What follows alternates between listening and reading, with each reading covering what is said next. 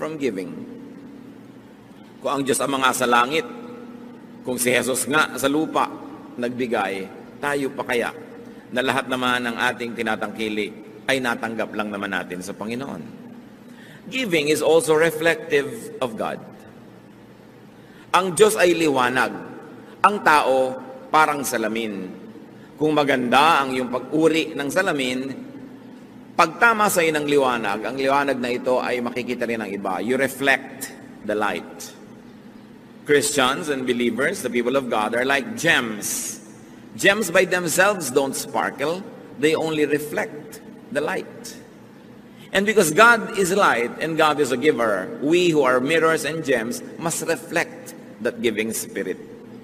The people who don't receive the direct giving from God will experience God's giving through us. Kaya nakikita nila ang liwanag dahil sa atin na nagpapatalsik ng liwanag na ito oras na tayo ay tinamaan. Therefore, the mirror honors the light. Giving reflects God's character. Proverbs 14:31, whoever is kind to the needy honors God. Napupuri ang Diyos. At dapat naman na Diyos ang mapuri. Pag tayo nagbibigay, hindi tayo mismo. Bakit? Sapagkat ang ibinibigay naman natin ay natanggap din natin mula sa Diyos. Hindi naman tayo pinagmumulan. Taga-abot lang tayo. At sa pag-aabot natin, tayo man ay nakikinabang at maraming na ibibigay din sa atin ng Panginoon. Kaya napupuri siya at dapat lang na siya ang mapuri.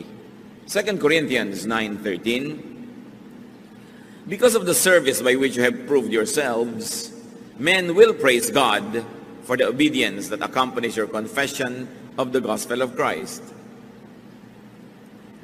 and for your generosity in sharing with them and with everyone else. Kaya napakainam nung palabigay tayo, napupuri ang Diyos.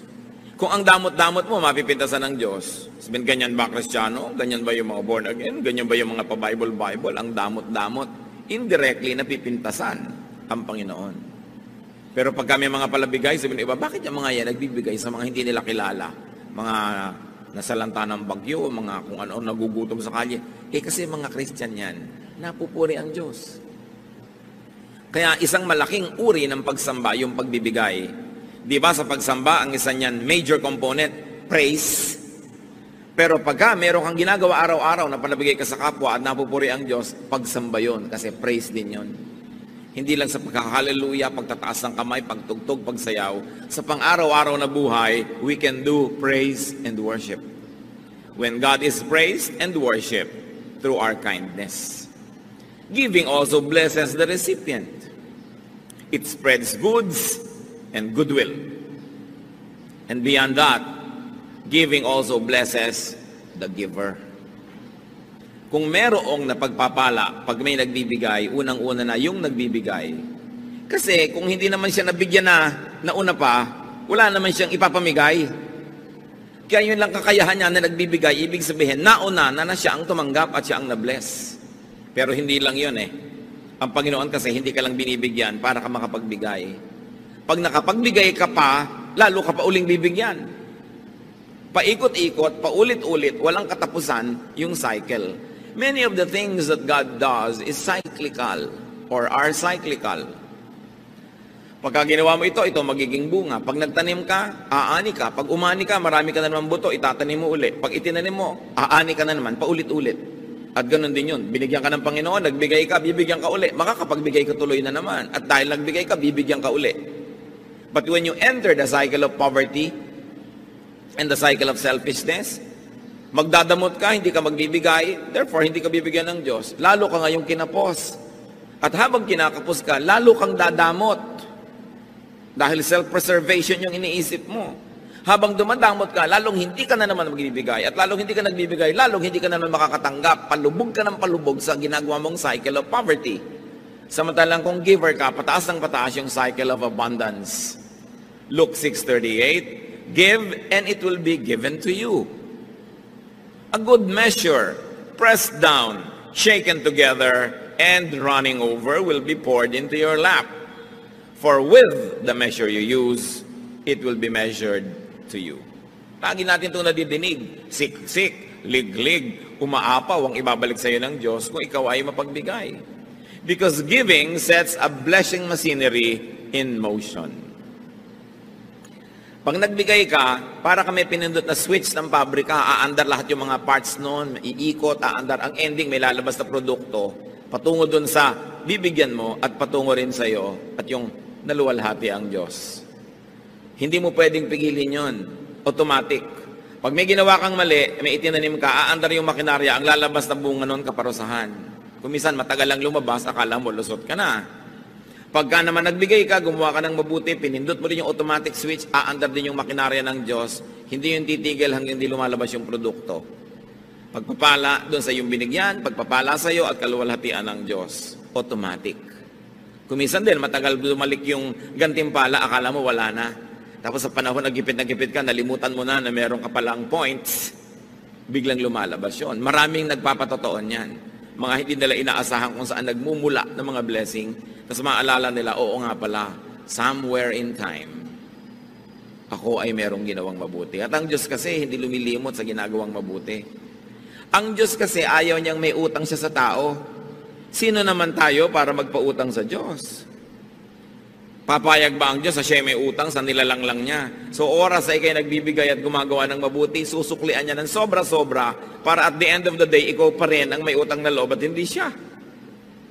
Napakasimple ng logic na yon. Hindi papayag ang Diyos na siya itong may utang sa tao.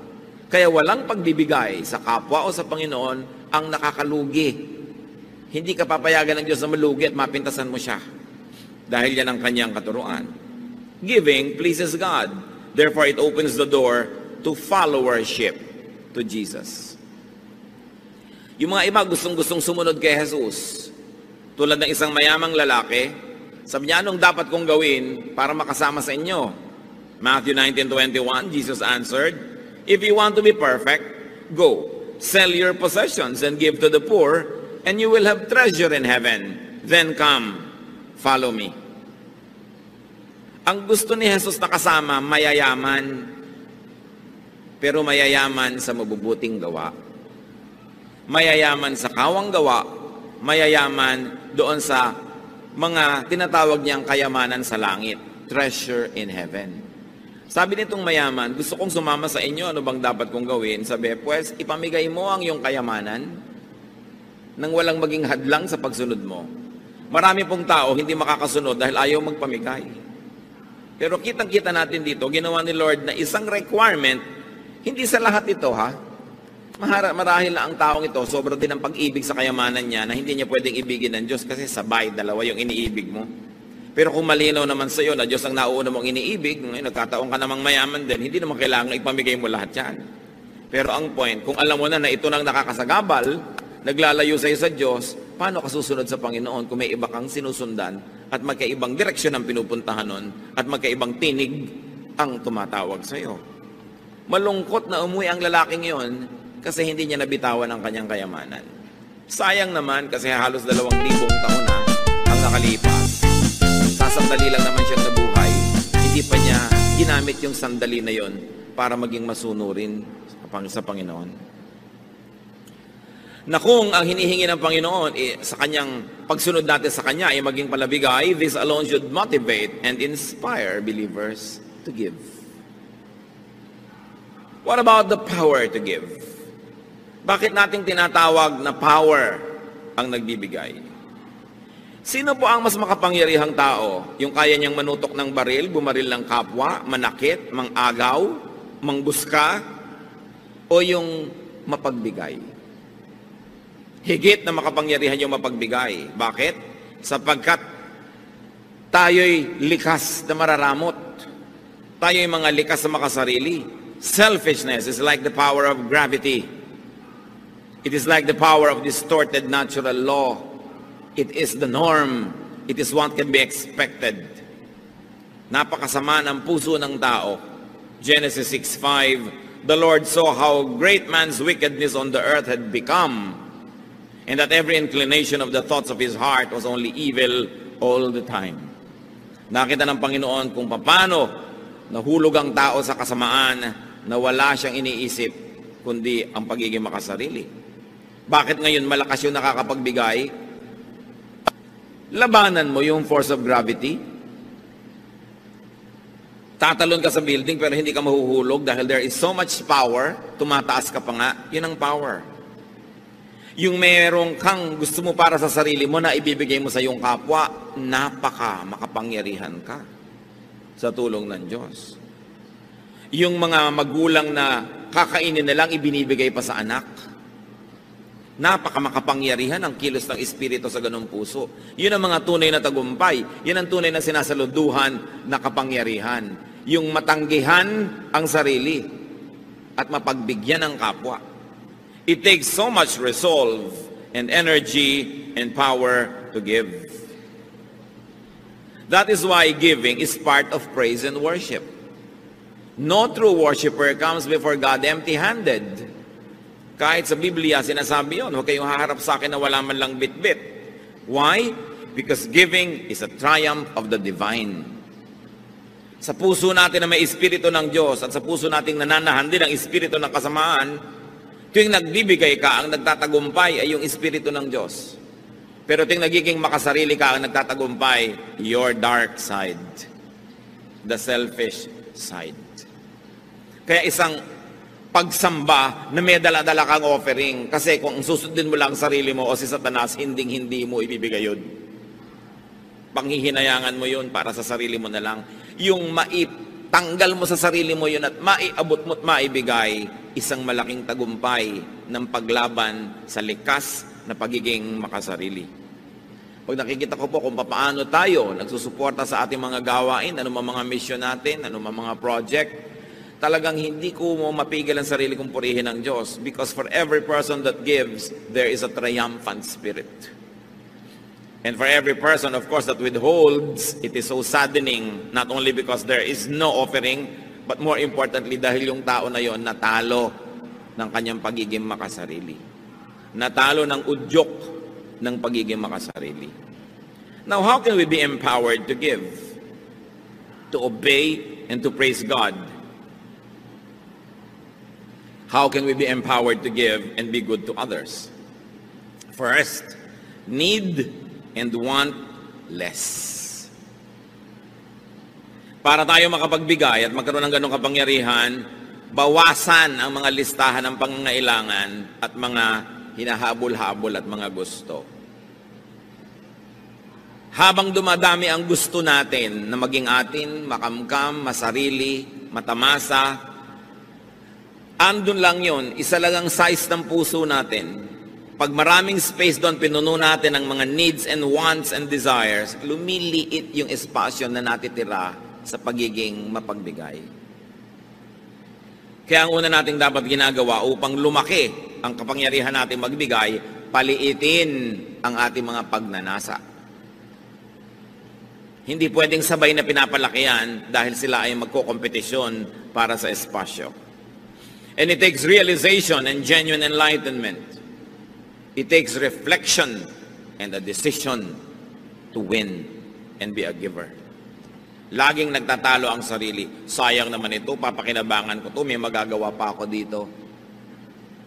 Ecclesiastes 5:10, whoever loves money never has money enough. Whoever loves wealth is never satisfied with his income. Pagka umiibig ka sa salapi, kahit gaano karami ang dumating sa iyo, kulang. Kaya makikita mo iba, wow, buti na lang umaasenso ang buhay mo. Kulang pa nga eh, marami pa akong needs. Nakakatamad madinig.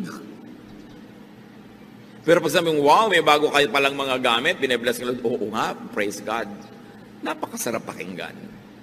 Yung iba naman kasi daing ng daing dahil baka mautangan. Kahit ang dami-dami na, wala nga. At may mga kilala po tayo mga kapatid, mag-ingat-ingat kayo sa kasasabi nyo ng wala. Kasasabi ng wala, na wala nga. Because there is power in our spoken word. Yung meron ka na, daing ka pa ng daing, nawawala. Samantalang kahit konti, yung parang ang sarap-sarap mong magsalita na, wow, ang yaman-yaman natin, kahit konti, hindi sa pagyayabang, kundi sa pag-appreciate sa Diyos, dumadami. Subukan nyo. Sinabi nga ng Diyos, let there be light, nagka-light. So pag sinabi mo, ang bata, ang galing-galing niyan, gumagaling. Pero pag sabi, ang bata niyan, walang kwenta, lagi niya nadidinig, nagiging walang kwenta siya. May kapangyarihan kasi ating salita. Kaya huwag tayong daing ng daing. Lagi nilang gusto kaawaan, lagi nilang gusto makadilihensya. Kaya tuloy ang nangyayari, lalo naghihirap. Yung mga paladaing, nakaka-asenso ba yun? Pahirap din ang pahirap. Wala din namang natutupad dun sa kanilang mga pagsasalitang yan eh.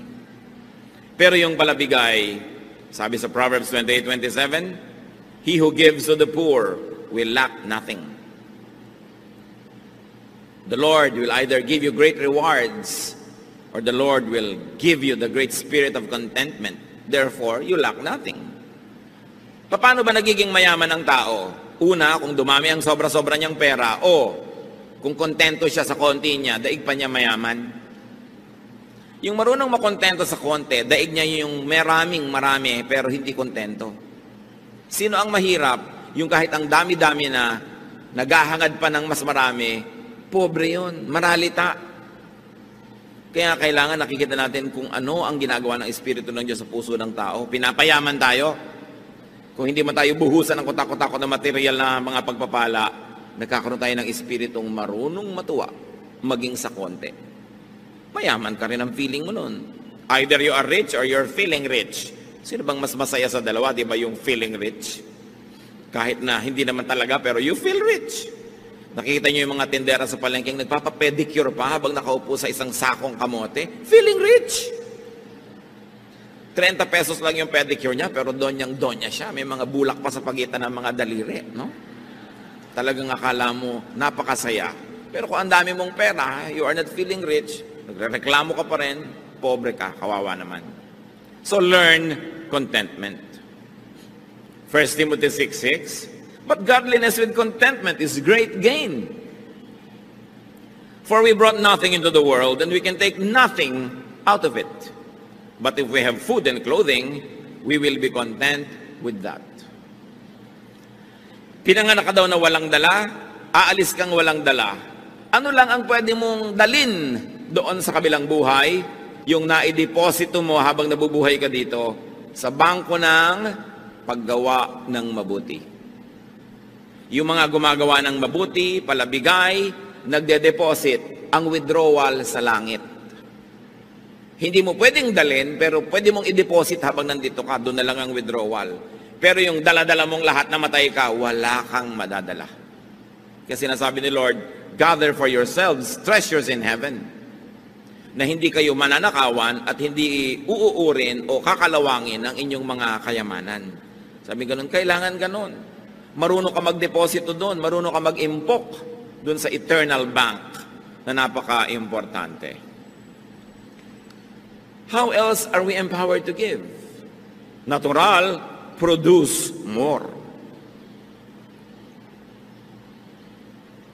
Anong ipapamigay mo kung wala ka namang sobra? Meron din naman, kahit kulang, nakakapagbigay pa rin tayo, pero iba na kung sobra-sobra.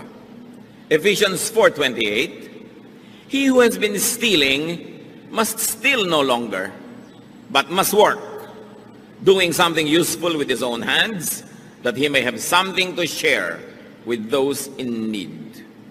Sabi, yung dati sa inyong mga tamad, walang ginawa kundi magnakaw lang o manghingi, magdilihensya, tigilan nyo yan, magtrabaho kayo, paasensuhin yung ginagawa nyo, at nang sa ganon, kumita kayo hindi lang ng kailangan nyo, kundi ng higit pa ron, at nang may sobra kayong maipamigay. Yan pala ang magandang ambisyon ng gustong yumaman. Para maraming maipamigay. Hindi lang para maraming sarilinin at kamkamin. One of the nicest pleasures in life is to give. Napakasarap nun.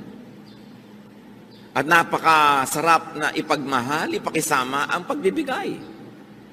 Kaya dapat nating ambisyon na kumita, magtrabaho, maging mabunga para maraming pwedeng ipamigay. Produce surplus for giveaway. And God gives surplus precisely for that reason, so that we can give away. Kung binibigyan kayo ng Diyos ng higit sa inyong pang-araw-araw na pangangailangan, may assignment kayo magbigay. Siyempre, God is God of mathematics, God is God of equation, and God is God of proportion. Alam nga naman nagkamali siya. Binibigyan kayo ng sobra. Nakita nyo noon, nang sila Moses ay nandoon sa disyerto, wala silang makain, umuulan ng mana from heaven. At ang utos ng Diyos, ang kolektahin nyo lang yung kakailangan ninyo sa araw na to. Yung iba sigurista, kumolekta ng pangbukas, inuod yung sobra. Sabi ng Diyos, ba't kayo kumukuha ng sobra? Hindi ba kayo nananalig na bukas nandun uli ako? At bukas magbibigay uli ako? Yung sobra niyong pag-iimpok, isang pagpapatunay na hindi kayo nananalig sa aking pangakong bibigyan ko kayo araw-araw. Kaya nabulok. Ngayon, kung binibigyan ka ng sobra, anong dahilan? Para ka makapagbigay. Hindi para maging makasarili ka lamang. Pagkamat hindi man masamang may iniimpok-impok ka, lalo gusto mong mamuhunan, gusto mong may gawin na ganot ganyan, pero hindi lang para sa sarili. Bawat tumatanggap ng sobra, may assignment from God. Luke 12:48, for everyone who has been given much, much will be demanded. And from the one who has been entrusted with much, much more will be asked. Malinaw. Ang binibigyan ng sobra, paghahanapan ng Diyos nung sobrang yon, kung ano ang kanyang ginawa. Mas mataas ang expectation ng Panginoon sa kanyang mas pinagpapala. Kaya yung pagpapalang tinatanggap natin sa Panginoon is a form of responsibility. It is God's trust. Trust fund niya yun. Hindi sa atin lahat. Bagamat salamat, meron tayong parte doon. Kaya nga sa atin inaabot para rin tayo magkaroon. Pero hindi lahat para sa atin. How else can we be empowered to give, to be acquainted with, and to know suffering from unmet needs? Pag sobrang maluwag ang inyong buhay, kailangan reacquaint yourself with suffering. Don't fail na makipagkwentuhan sa inyong mga labandera, sa mga tindera, mga manikurista, mga mekaniko, mga taxi driver, mga taong nagsisikap, mga isang kahig, isang tuka, mga taong dalawang kahig, kalahating tuka, kulang na kulang ang kinikita. Kasi kung tayo nakikisalamuha, nakikipagmabutihan, at nakikisangkot sa mga nangangailangan, muling nabubuhay yung espiritu sa atin ng charity. Pagka nakakasalamuha ka sa mga taong konting-konting halaga, napakalaking bagay sa kanila, natututunan mong magbigay ng mga halagang yon at natututunan mong magtipid sa iyong mga luho. Dahil alam mo na ang konting luho ko, malaking bagay na para sa mga sobrang gutom. Pero pag tayo nag-social climb at ang lagi niyong kasalamuha, yung big spenders, yung napakararaming pera at hindi makapagkapwa, sarili ang inaasikaso, gumagastos ng napakalalaking mga pera para sa mga hindi naman mga masyadong kailangan sa buhay. Pag yan ang lagi niyong kasama, kayo'y mamamanhid sa daing at pangangailangan ng mga kapuspalad. At ang gagawin ninyo, makikisama kayo sa kanilang mga paglustay, sisikapin yung kumita ng maraming-marami para lang kayong makasabay sa kanilang mga kaluhuan. Pero hindi tayo dapat maligaw. Tayo ay may pananagutan sa ating kapwa. Kaya dapat kahit ang ating mga anak, kung lumalaki sa ginhawa, dapat nyo silang iminumulat sa mga pangangailangan ng mga sarili nilang mga pinsan na maaaring higit na nagdarahop kaysa sa inyo.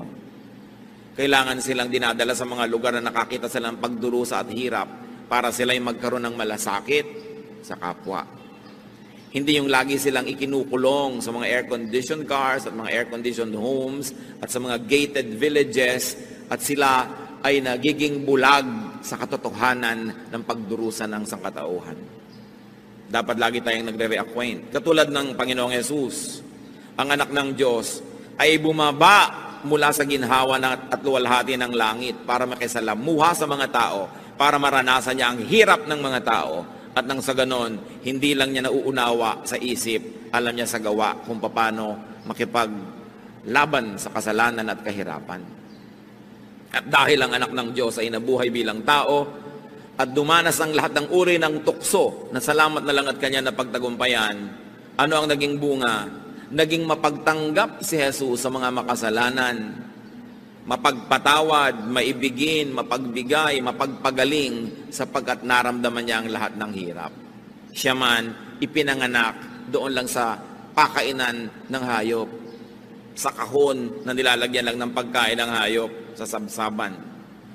Siya man ay ipinanganak sa bahay ng hayop, hindi sa bahay ng tao. Siya man ay nabuhay sa isang pamilyang ubod ng hirap, sa isang makalumang bayan, sa isang kawawang nasyon na Israel na inaapi ng mayamang Roma. Alam ni Jesus ang pagdurusa, kaya marunong siya magbigay. Kaya ang ating mga kapwa na nanggaling sa hirap, tapos yumaman, dapat lumingon. Hindi yung tatalikuran mo na ng todo ang yung paghihirap, at ang mga kilala mong mahihirap at pipilitin mo na ngayong makibarkada na lang sa mga mayayamang tulad mo rin naman ay galing din sa pusali at pare-pareho kayo nagpapanggap at nagbubulag-bulagan sa mga pangangailangan ng iba. Dapat ngayon ang galing sa hirap ang mas mabuti sa mahirap. Kaya ito naman ang ginagawang pang-uutos sa atin ng mga politiko, lahat galing sa hirap. No? Pero makikita ba natin talaga sa mga ginagawa nila ang malasakit sa mga mahihirap, liban na lang kung oras ng eleksyon. Pero ang totoo nun, meron silang pinefake. Kasi ang katotohanan, pag galing ka sa mahirap, you're qualified and you're empowered. At yung galing talaga sa mayaman, kahit naman siguro pa paano, may kamag-anak ka rin mahirap, alam mo rin kung paano maging mahirap. Dapat huwag tayong maging bingi. Ang Panginoon sa Hebrews 2:18, dinescribe, because He Himself suffered when He was tempted, He is able to help those who are being tempted.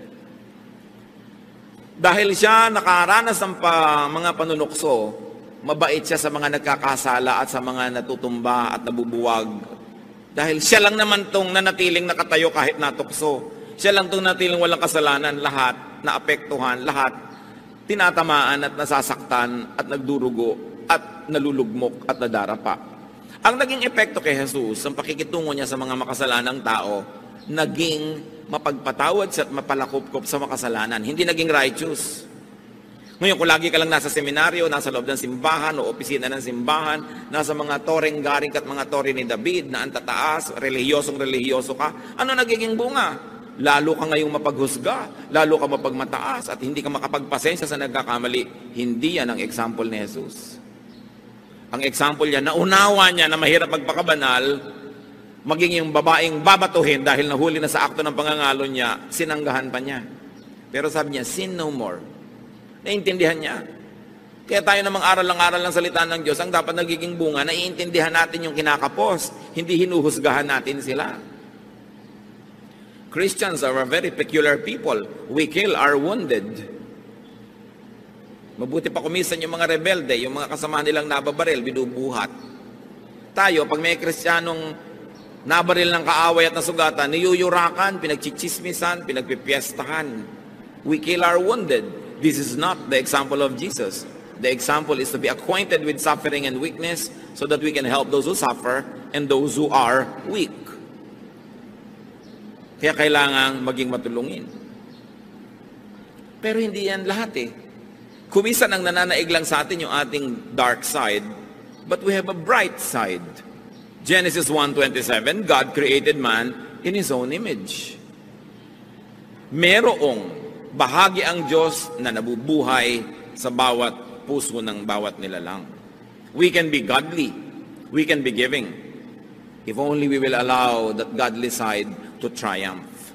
That's why giving by itself is the triumph of the godly side over the dark side. How else are we empowered to give? Know and understand yourself. Understand your position in God's economy. Sino ka ba talaga? Anong papel mo dito sa mundong nilikha ng Diyos? At ang lahat ng taong malinaw ang pag-iisip, we will realize that you are just a recipient of God's kindness. You are just a recipient of God's grace. Therefore, you are to be a channel of that same kindness and grace. Tumatanggap lang tayo. Kumisan sa tagal mo at dami ng tinanggap, nakakalimutan na natin yun. Akala natin tayo na nga yung hero, tayo na nga yung great. Pero tayo tumatanggap lang. At dahil doon, meron tayong pananagutan sa nagbibigay. Luke 14:13 to 14. But when you give a banquet, invite the poor, the crippled, the lame, the blind, and you will be blessed. Although they cannot repay you, you will be repaid at the resurrection of the righteous. Sasabihin ng mga tao, Pastor, yung po ba mga Christian nagdedebu? Yung po ba mga Christian naghahandaan? Yung po ba mga Christian nagpa-party? I say, yes, lalong dapat. Kasi mga anak tayo ng Diyos, dapat natin ipagdiwang ang Diyos. Pero may pagkakaiba. Ang Kristiyano nagpa-party, nagluluto at naglalaan ng isang bahagi ng kanyang handa, ipinapakain niya sa mga kapuspalad na nandun sa mga lansangan. Ang mga Kristiyano at anak ng Diyos na naghahandaan, nagsasaya, laging may bahagi para ipamigay. Kasi mahirap naman yatang sundin yung hindi nyo kilalang lahat ng sinasabing poor, crippled, lame, blind, nasa party nyo, di ba? Kahit gaano kayo kabanal, hindi naman siguro kayo sobrang mag-e-enjoy, ang daming hindi nyo kakilala. So anong gagawin nyo? Ipadala nyo yung dapat nyo ipakain kung saan man sila naroon. Mga Kristiyano na isang buong pamilya kakain sa restaurant, ang dami-daming kinain. Why don't you order 2 or 3 dishes at ibigay nyo sa mga waiter na nag-silbi sa inyo? Iuwi naman nila sa pamilya nila, makapag-party rin sila kahit man lang pansit. Yun ang pinagkaiba. Ang mga Kristiyano kasi, may pagkakaiba, bagamat pare-pareho tayo ng ginagawa, meron ka laging kaibahan. At ano yun? Ika'y palabigay. Kahit pa nga, hindi naman sobra. Sabi ni Job 1:21, naked I came from my mother's womb, naked I will depart. So don't take it all, and don't hold on too tightly. Huwag masyadong mahigpit ang hawak. Ang totoo niyan, dahil tayo makasalanan, we don't really deserve all the good we receive. We don't really deserve all the good we desire. Romans 3:12, all have turned away. They have together become worthless. There is no one who does good, not even one. So what is a great lie or kasalanan? That you deserve the good life. What we deserve is hell. Yun ang totoo nun. Dahil patuloy tayo nagkakasal at kinakapos. Kaya mga advertisement ng maluluhong mga bahay, kondo, maluluhong mga salon, spa, laging, you deserve the good life. Scientific ang mga advertising, ha? Ba't nila sinasabing you deserve? Kasi maraming kliyente, pag gumagastos ng marami talaga, nagigilty. Kaya para talikuran mo na yung guilt mo, sige na, gumastos ka na, you deserve it. Paulit-ulit yon. The life you deserve. The home you deserve. Di ba? Katulad ng mayamang lalaki na akala niya siya na talaga ang hero kung ba't siya yumaman sa Luke 12:19. Matapos siyang ang daming inani, inipon niya, nagdagdag pa siya ng mga bodega, and I'll say to myself, you have plenty of goods laid up for yourselves for many years. Take life easy, eat, drink, and be merry. Pero siya itinuwido ng Diyos. Sabi ng Lord, you fool, that's not the way. Not just because you work so hard, you have already earned it. The lie that we deserve good things desensitizes us to want, to get, and to waste more. Yung I deserve it naman eh. I worked so hard, so I deserve this. We are not really that good.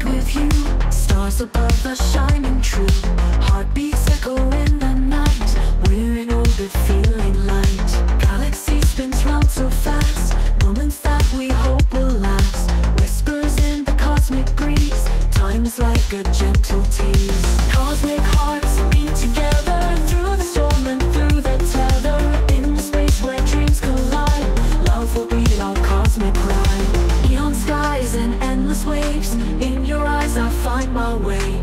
Lost in time, a spark of hope, in your love I'll always float.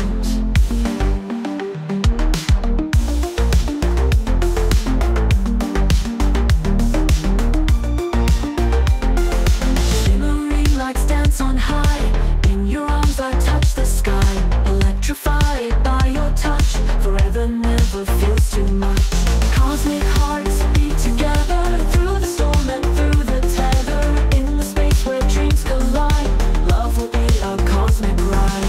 Cosmic hearts beat together through the storm and through the tether. In the space where dreams collide, love will be our cosmic ride. Cosmic hearts beat together through the storm and through the tether. In the space where dreams collide, love will be our cosmic ride. Neon skies and endless waves, in your eyes I find my way. Lost in time, a spark of hope, in your love my home I found.